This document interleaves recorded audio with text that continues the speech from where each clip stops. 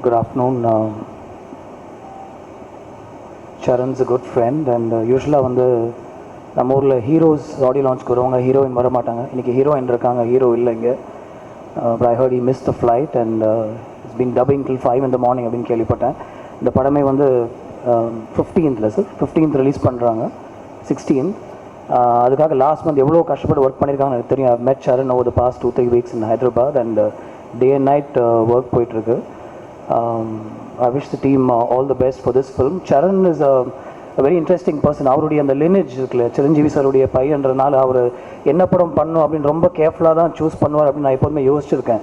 ஏன்னா அது மாசியாக இருக்கணும், கமர்ஷியலாக இருக்கணும், அந்த ஃபேன்ஸ் இவருடைய ஃபேன்ஸ் எல்லாருமே சேர்ந்து அந்த படத்தை ரசிக்கணும் அப்படின்னு அவர் நினைப்பார் அப்படின்னு எனக்கு எப்போதுமே தோணும். பட் அவர் அந்த மாதிரி இல்லை, வித்தியாசமான படங்கள் பண்ணணும், கமர்ஷியலாக இருக்கணும், பட் அதில் ஏதாவது ஒரு புது விஷயம் இருக்கணும் அப்படின்னு கேட்டுகிட்டே இருப்பார். அந்த வரிசையில் தான் அடுத்த படம் வந்து தனியொருவன் எடுத்து பண்ணுறாரு.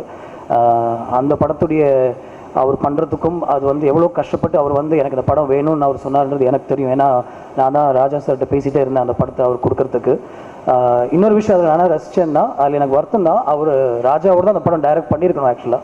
பட் ஏற்கனவே ஒரு டைரக்டருக்கு அவர் வாக்கு கொடுத்துட்டேன்றதுனால அந்த டேட்டுக்கு அவர் வந்து சுரேந்தர் ரெட்டி வச்சு அந்த படம் பண்ணுறாரு. And that's why Raja is not doing that film. But I'm sure Raja, you will do his next film. I'm very sure of that.